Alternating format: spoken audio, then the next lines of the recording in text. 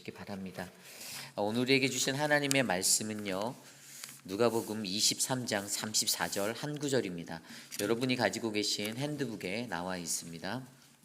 누가복음 23장 34절 우리 한 목소리로 함께 합독합니다. 이에 예수께서 이르시되 아버지 저들을 사하여 주옵소서. 자기들이 하는 것을 알지 못하니이다 하시더라. 그의 옷을 나눠 제비 뽑을세. 아멘.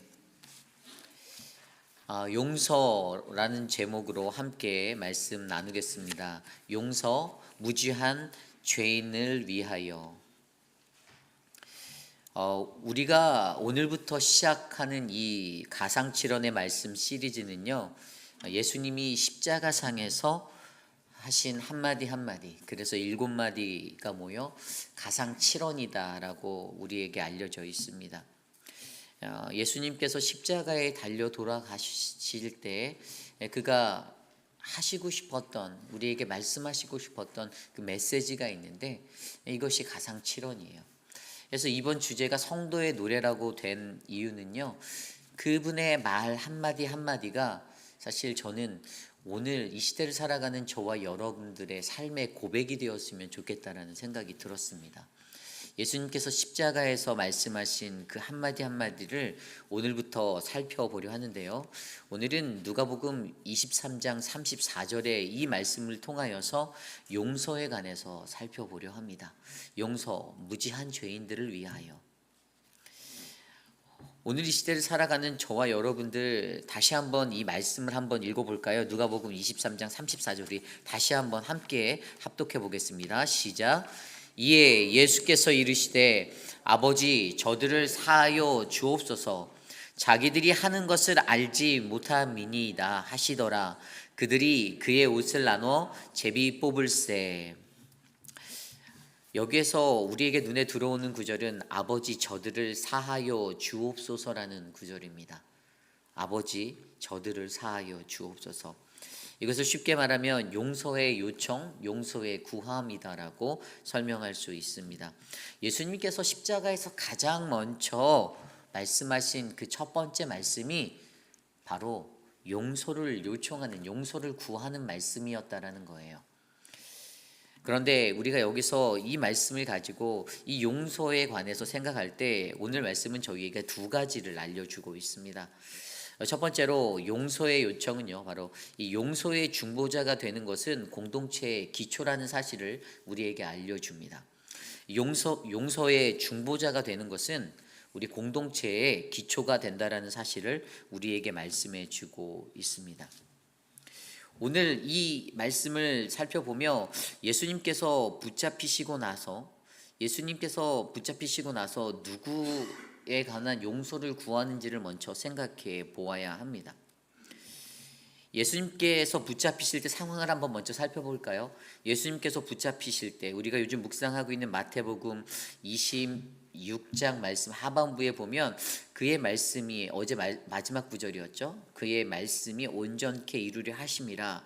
그 말과 동시에 이에 제자들이 다 예수를 버리고 도망하니라라고 기록되어져 있었습니다.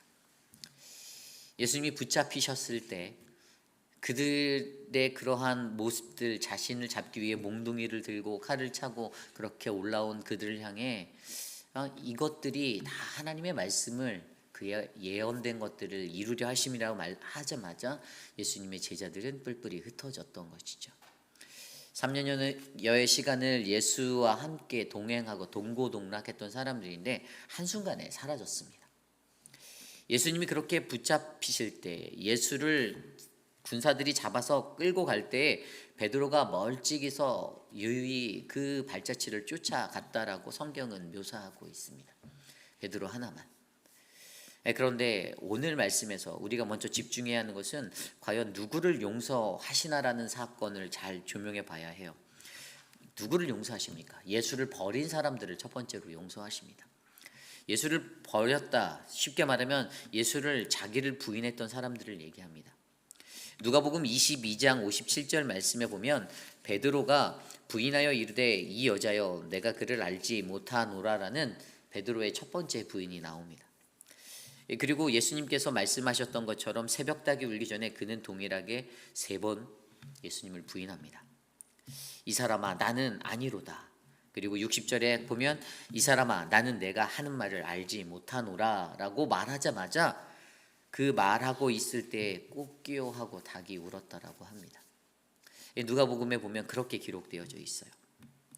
예수님이 잡히실 때 예수님을 부인했던 자, 예수님의 제자들, 예수님을 모른 척하고 외면하고 떠나버렸던 사람들, 자신은 나는 아니지요라고 말했던 베드로조차 결코 나는 그럴 리 없습니다라고 말했던 그조차도 새벽닭이 울기 전에 3번이나 이 사람아 나는 아니로다. 나는 내가 하는 말을 알지 못한다라고 말하며 예수님을 부인하였습니다. 그래서 예수님께서는 제자들, 자신과 함께했던, 자신을 부인했던 자들을 용서하고 계셨다라는 사실을 우리에게 알게 하여 주십니다.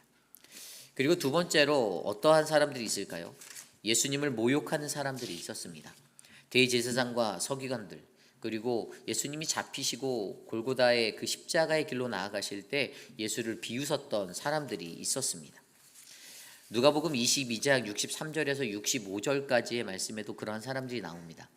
예수님을 지키던 사람들은 그 분을 조롱하고 때리며 눈을 가리고 너를 때리는 사람이 누구냐 알아맞혀 보아라 하면서 예수님께 갖은 모욕을 다하였다라고 설명하고 있습니다. 예수님은 조롱을 당하셨습니다.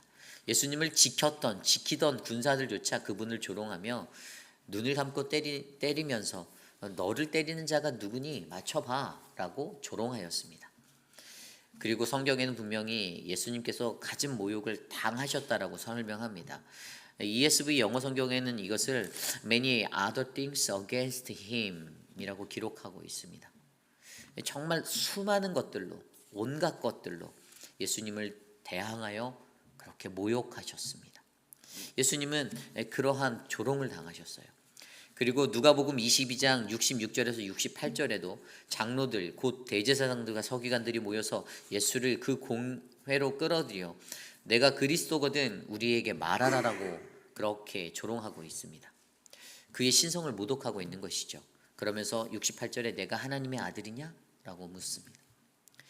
이러한 갖은 모욕들을 대제사장들과 제사장 또 서기관들로부터 당하였습니다. 누가복음 23장으로도 넘어가도요. 빌라도 앞에 끌려간 그 자리에서 군중들의 큰 외침이 있었습니다. 빌라도는 예수를 놓고자 하여 다시 그들에게 말하되 그들이 소리질러 이르되 그를 십자가에 못 박게 하소서 십자가에 못 박게 하소서 하는지라. Crucify him. 얼마나 가슴 아픈 소리입니까?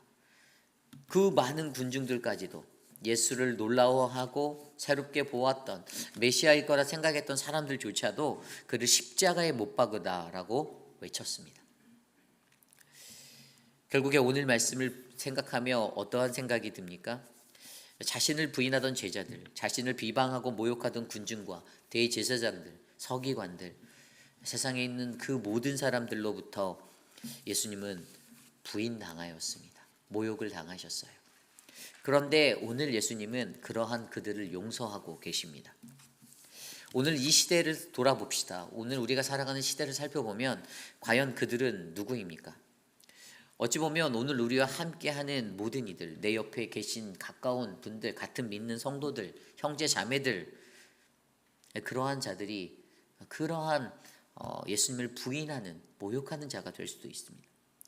또는 내가 전혀 모르던 군중들일 수도 있습니다. 가장 중요한 것은 그것이 내가 될 수도 있다는 것입니다. 그러한 자들을 예수님께서는요 용서하고 계십니다. 그런데 그러한 자들을 향하여 예수님이 요청하시는 것이 무엇이죠? 아버지, 저들을 사하여 주시옵소서. 하나도 남는 게 없는 것 같은데 예수님은 그들의 용서를 구하며 요청하고 계십니다. 십자가에서. 여러분, 우리가 이 땅에서 신앙생활하며 살아갈 때 모든 생활의 모든 신앙의 기초가 무엇이 됩니까? 어떤 거죠?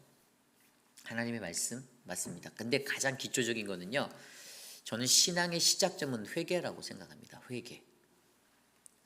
이 리펜트하는 거, 헬라어로 메타노메오라고 말씀드린 마음을 바꾸다, 돌아서다.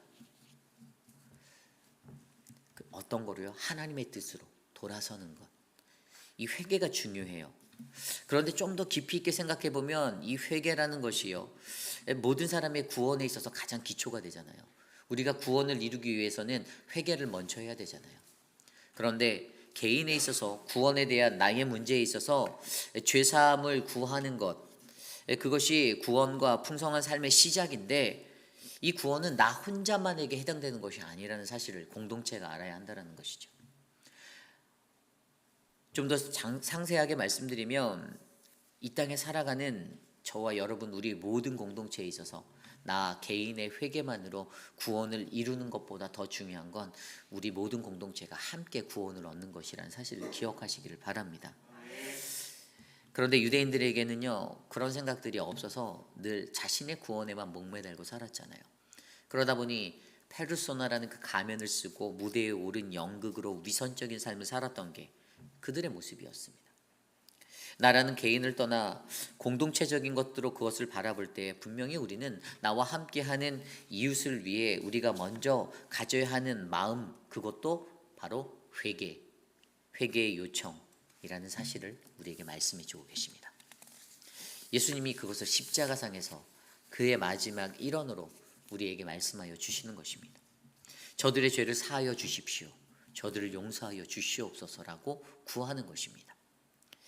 믿는 신앙의 공동체에 다른 이들의 구원을 위해 우리가 가장 먼저 해야 할 것도 바로 이 용서의 구함, 이 용서의 요청임을 기억하시기를 바랍니다. 여러분, 빌레몬서를 읽어보셨습니까? 빌레몬서는 어떠한 책이죠? 빌레몬서는요, 바울을 통해서 빌레몬이라는 한 사람, 그에게 그로부터 도망쳤던 오네시모라는 노예에 관하여서 용서를 부탁한 서신입니다.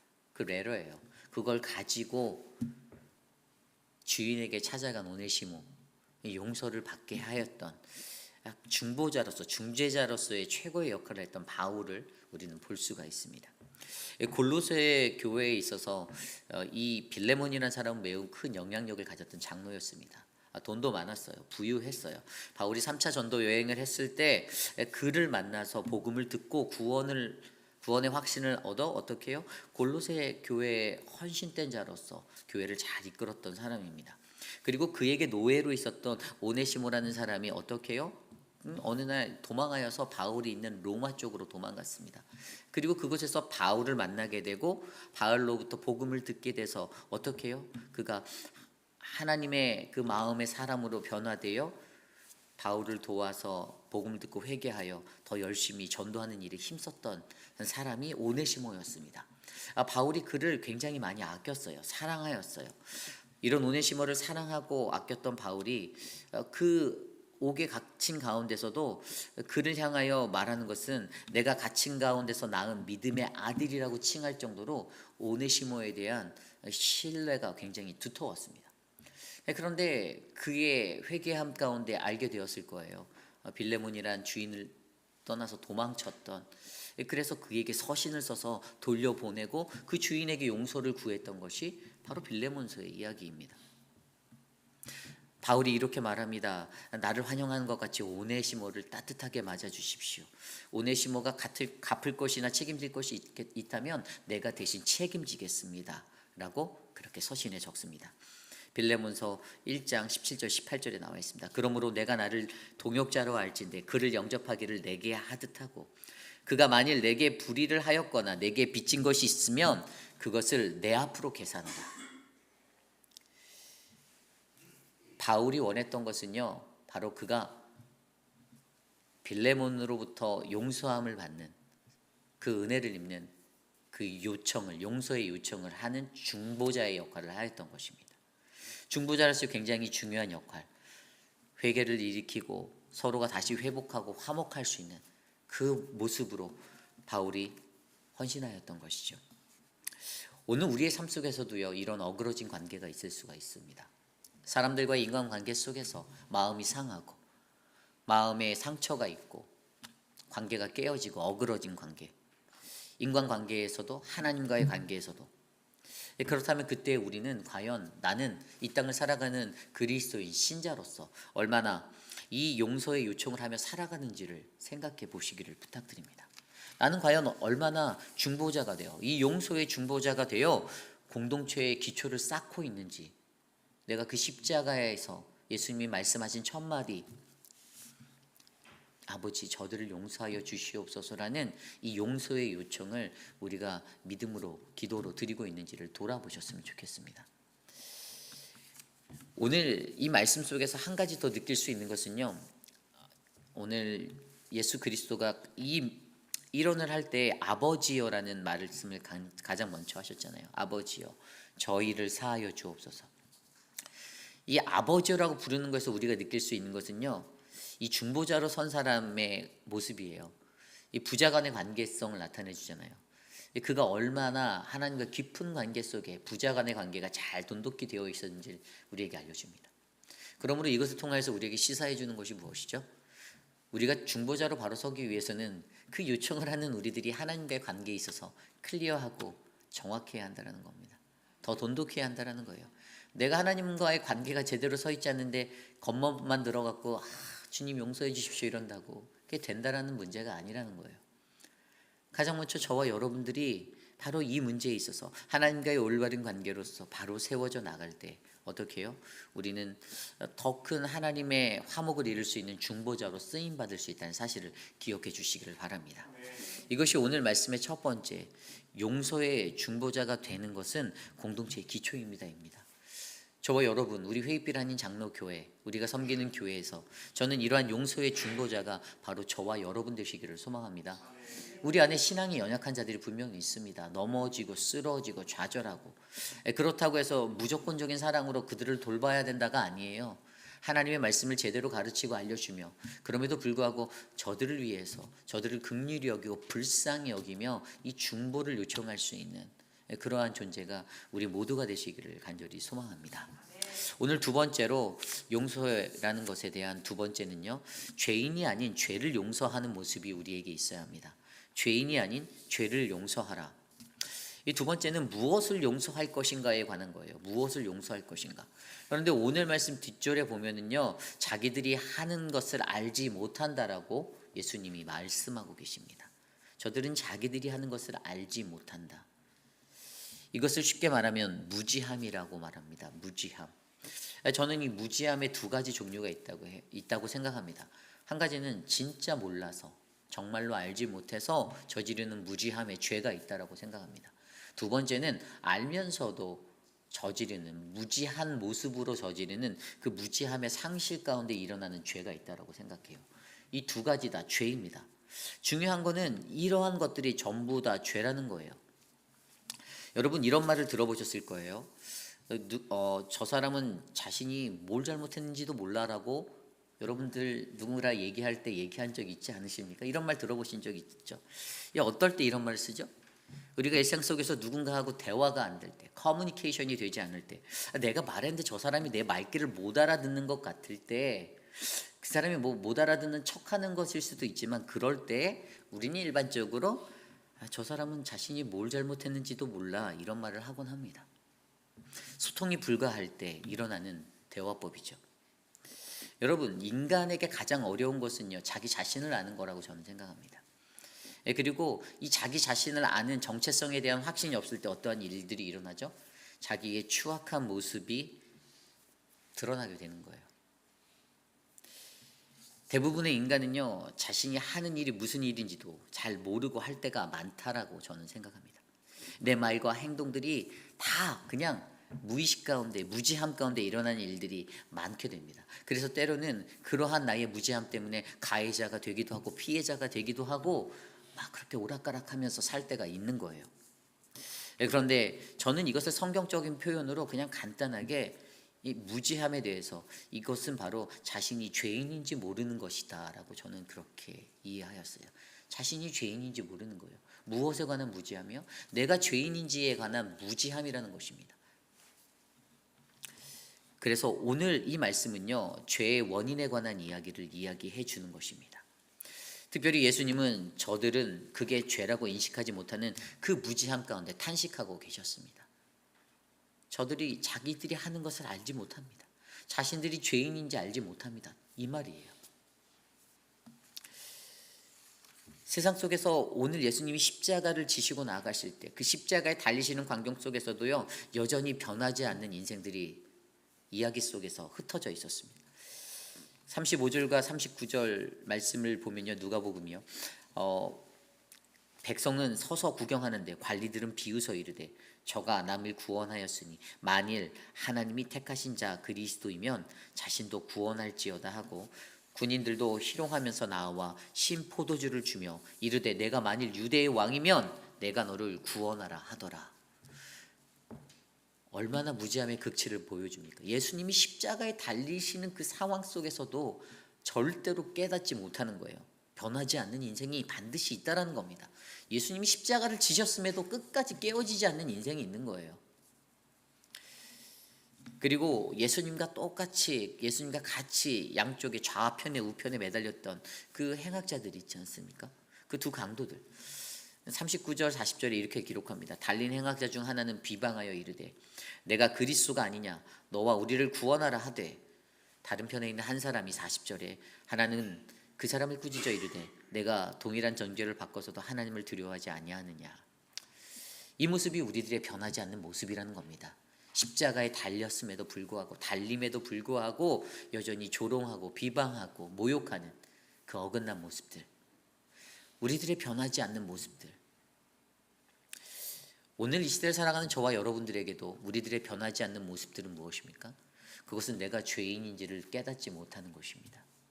내가 여전히 나는 죄인이 아니야, 나는 괜찮아라고 생각하고 살아가는 그 얄팍한 모습들이 우리를 무너뜨린다는 것입니다. 그럼에도 불구하고 희망이 있는 것은 40절 아까 읽었던 말씀에 또 다른 한 강도는 오히려 꾸짖어서 내가 그러한 동일한 정죄를 받고도 하나님을 두려워하지 않니라는 그러한 정신 바짝 차린 사람이 한 명이라도 있다는 것이 너무나도 감사한 것이죠. 그리고 그것이 소망이 되는 것입니다. 죄인인 줄 모르는 자는요, 정죄하기 바쁩니다. 그러나 우리가 죄인인 줄 아는 그대로의 모습을 살아낸다면 우리는 또 다른 죄인을 위해서 기도하는 거룩한 자리에 서 있는 믿음의 사람이 될 줄 저는 믿습니다. 그렇다면 이 죄의 문제를 해결하기 위해 우리가 어떤 싸움을 해야 하죠? 우리가 산상수훈에서 배웠듯이 마태복음 5장 4절 애통하는 자는 복이 있나니 그들이 위로를 받을 것입니다 라는 말씀으로 이것을 풀어낼 수가 있습니다. 여기서 말하는 애통함이다라는 단어가 어떤 뜻이었습니까? 이것은 죄로 인한 슬픔을 얘기하는 거예요. 그냥 비참하고 참담함의 마음이 멈춰지는 게 그냥 일상에 흘러가는 것이 아니라 내 삶에서 이 죄라는 문제 때문에 가슴 치며 아파하는 것을 설명하는 단어가 애통하다라는 단어입니다. 자신의 죄를 놓고 다른 이들의 죄를 놓고 애통하는 죄인, 그 죄 때문에 가슴 아파하는 사람, 그 사람이 어떻게 해요? 그 사람이 죄로 인한 애통의 모습으로 하나님 앞에 나아갈 수 있는 진정한 하나님의 그리스도인이 될 수 있다는 사실을 기억해 주셔야 합니다. 그러므로 저와 여러분 우리 모두가 이 죄의 문제, 그 무지함의 모습들, 나의 무지함, 내가 죄인인지 알지 못하는 나의 무지함, 다른 이들이 그것이 죄인지 모르는 그 무지함을 놓고 애통해 하시기를 부탁드립니다. 그때 우리는 오늘 말씀에서 이루어지는 그 용서라는, 무지한 죄인들을 위하여 외쳐지는 그 용서의 것들을 우리는 바라볼 수가 있습니다. 사도 바울도 이렇게 말합니다. 로마서 7장 22절에서 24절 내 속 사람으로는 하나님의 법을 즐거워하되 내 지체 속에는 한 다른 법이 내 마음의 법과 싸워 내 지체 속에 있는 죄의 법으로 나를 사로잡는 것을 보는도다. 오호라 나는 공고한 사람이로다. 이 사망의 몸에서 누가 나를 건져내라. 아멘. 죄와 맞서 싸우면서도 자꾸만 죄에 넘어지는 자신의 연약함을 사도 바울은 애통함으로 바라보며 주님 앞에 나아갈 때 이러한 고백을 드렸습니다. 오라 나는 공고한 사람이로다. 누가 나를 이 사망의 몸에서 건져내랴. 하나님의 법을 즐거워하며 살아가는 우리들, 죄 가운데 넘어지고 또 좌절할 수도 있습니다. 그러나 그때에도 우리들은 하나님의 도우심을 구하며 누가 나를 이 사망의 몸에서 건져낼지 믿음으로 고백하며 바라보시기를 간절히 소망합니다. 저와 여러분들 안에 이러한 은혜가 있어 죄인이 아닌 죄를 용서하는 그 은혜가 용서의 모습으로 흘러가기를 간절히 소망합니다. 여러분, 우리의 상황들, 현재 상태들을 돌아보십시오. 어떤 공동체에 문제가 생겼을 때 사람들을 미워하고 사람들을 정죄하고 그렇게 살아가는 것이 하나님이 원하시는 올바른 모습이 아니라는 것을 너무나도 잘 알지 않습니까? 내가 남을 손가락질하고 그러한 모습이 아니라 죄는 미워하되 죄를 미워하지 말라? 이 말이 어디서 시작됐습니까? 고린도후서 2장 6절 8절 말씀에 보면 이렇게 말씀이 나와 있어요. 이러한 사람은 많은 사람에게서 벌받는 것이 마땅하도다. 그런즉 너희는 차라리 그를 용서하고 위로할 것이니 그가 너무 많은 근심에 잠길까 두려워하노라. 그러므로 너희를 권하노니 사랑을 그들에게 나타내라. 아멘. 이 말씀으로 말미암아 죄인이 아닌 죄를 미워하라라는 그러한 말들이 일어난 거예요. 그런데 중요합니다. 이 말을 또 악용하면 안 돼요. 죄를 진 성도가, 죄를 진 사람들이 그래? 그래도 저들은 그리스도인들을 사랑할 수밖에 없어. 이러면서 이것으로 들고 나오면 그거는 더 큰 죄인이 되는 것입니다. 가장 먼저 자기가 범죄한 자가 먼저 회개해야겠죠. 회개해야죠. 회개하는 하나도 안 하는데 똑같은 모습으로 나오는데 어떻게 하나님의 사랑과 공의를 구하며 그 은혜 가운데 자신의 것들을 그대로 안기를 원합니까? 그것은 절대로 이루어질 수 없는 거겠죠. 그러기에 저와 여러분들이 이 땅에 살아가실 때 하나님이 말씀하시는 이 용서와 사랑의 원리를 올바르게 깨달아 우리는 죄인이 아닌 죄를 바라보는, 그래서 그 죄를 미워하고 그 죄 가운데 거하였던 많은 육신들, 영혼들을 불쌍히 여김으로 기도하는 거룩한 믿음의 성도님들이 되시기를 간절히 소망합니다. 이제 말씀을 정리하겠습니다. 오늘 우리에게 말씀하신 아버지여 저들을 사하여 주옵소서라는 이 한마디, 아버지여 저들을 사하여 주시옵소서, 자기들이 하는 것을 알지 못하니이다라는 이 말씀은 이 시대를 살아가는 저와 여러분들이 하나님의 성도로서 살아갈 때 이 용서의 고백을 할 수 있는, 용서의 요청을 할 수 있는 그러한 성도들이 되기 원하는 예수님의 마음입니다. 우리가 십자가를 지고 이 땅에서 살아갈 때 우리는 반드시 용서의 중보자가 되어 우리의 공동체의 기초를 세우셔야만 합니다. 죄를 범죄한 사람들, 내가 될 수도 있고 다른 사람이 될 수 있고, 그들을 향하여 하나님 저들을 불쌍히 여겨주십시오, 저들을 건져주십시오, 저들을 구하여 주십시오, 저들의 죄를 사하여 주시옵소서라고 그 중보의 기도를 올릴 수 있는 저와 여러분이 되시기를 소망합니다. 그리고 죄인이 아닌 죄를 용서하는 모습이 우리 안에 있기를 원합니다. 사람을 미워하지 마십시오. 쌤통이다, 잘됐다, 이런 마음 버리시기를 부탁드립니다. 죄를 미워하십시오. 그 사람을 미워하지 마십시오. 그리고 그 사람을 위해 긍휼한 마음으로 기도하십시오. 하나님, 저 영혼 진짜 예수님 꼭 만나야 되는데, 근데 제가 느끼는 한 가지는 있어요. 근데 쉽게 사람은 안 바뀌더라고요. 안 바뀌어요. 정말 안 바뀌더라고요. 그럼에도 불구하고 또 소망이 있는 것은요, 그럼에도 불구하고 바뀌는 사람이 간혹가다 나와요. 그래서 희망이 있어요. 그래서 세상이 살맛 나는 세상인 것 같아요. 100사람이 안 바뀌어도 한 사람이 바뀌는 것 때문에요, 너무나도 기쁘거든요. 그래서 저와 여러분들 안에는요, 그 믿음의 소망을 가지고 오늘 이 하루를 살아가시면서 아버지 저들을 사하여 주옵소서라는 이 용서의 요청이 일어나는 거룩한 믿음의 신앙의 고백이 우리 안에 일어나길 소망합니다. 우리 이 시간 마지막으로 함께 찬양하고 마치겠는데요, 성도의 노래, 일주일 내내 이 찬양 엄청 많이 부를 거예요. 이 찬양을 통하여서 하나님이 말씀하시는 그 선명한 메시지가 여러분들과 제 안에 심겨지길 원합니다. 함께 우리 이 찬양 불러보겠습니다.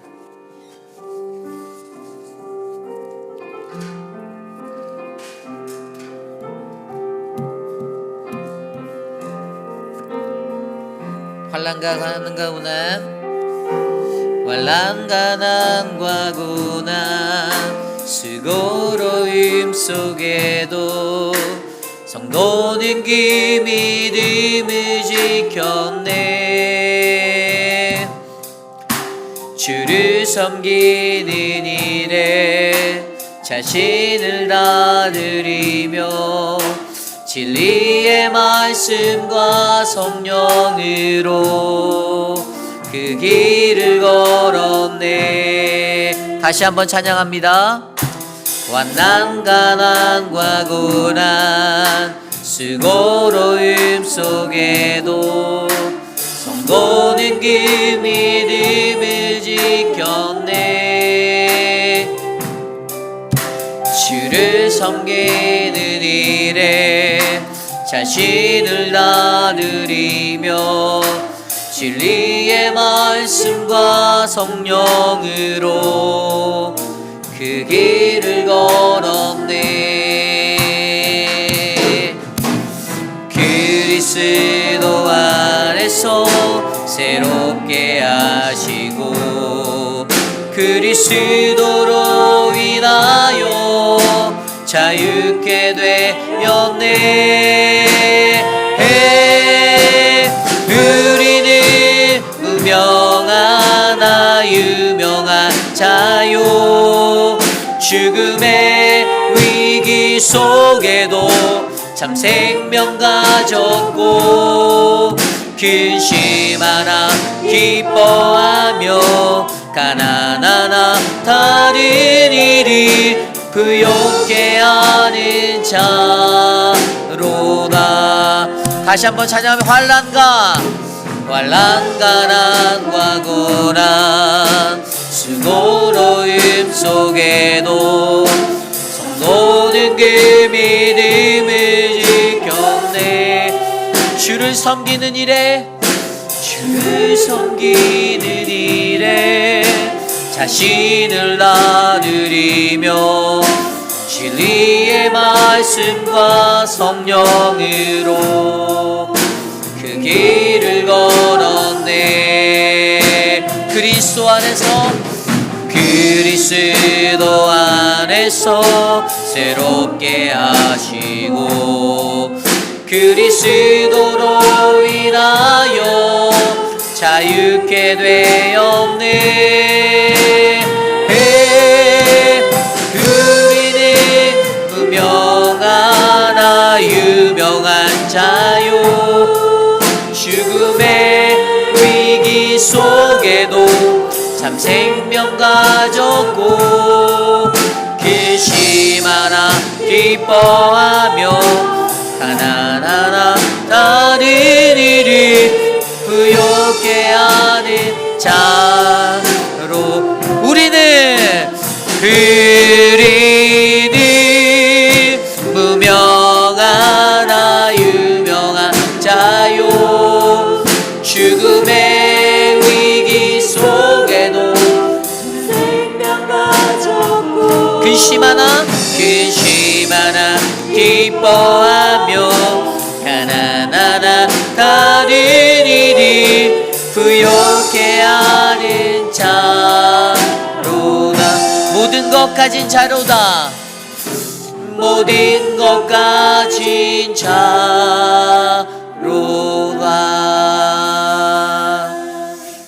여러분 한번 생각을 해보십시오. 환난과 가난과 고난 그 수고로움 속에서도 우리가 해야 할 것은 성도로서의 믿음을 지켜내는 것입니다. 그런데 이제 이번 특세를 통해서 이 성도의 노래라는 고백 가운데 오늘 우리에게 말씀해 주신 이 용서의 모습, 예수님께서 십자가에 달리시고 피를 쏟고 그 고난과 그 아픔 속에 계실 때에도 주님은 저들의 죄를 용서해 달라라는 그 믿음의 요청을 올리셨습니다. 저는 이 땅을 살아가는 저와 여러분들, 성도의 이름으로 살아가는 우리들에게도 이 용서의 요청이 일어나길 소망합니다. 용서라는 그 용서의 중보자가 되어 우리 공동체의 기초를 쌓아주시기를 부탁드립니다. 사랑, 그 모든 것 전부 다 그것들에 먼저 가장 앞서서 우리에게 있어야 하는 것은요, 바로 용서입니다. 용서.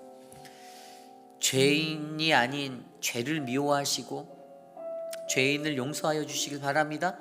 우리가 마음을 다해서 함께 나아갈 때 우리 사랑하는 회의필하는 장로교회는 이 용서의 요청이라는 가장 기초적인 그 기초 아래에 우리의 신앙을 쌓고 믿음을 쌓고 우리의 성숙됨을 쌓아나가는, 그래서 거룩한 교회가 되기를 간절히 소망합니다. 이 시간 오늘 주신 말씀을 놓고 함께 기도합니다. 하나님, 나를 붙잡아 주시옵소서. 함께 기도하시겠습니다. 하나님 도와주십시오. 하나님, 우리를 용서의 사랑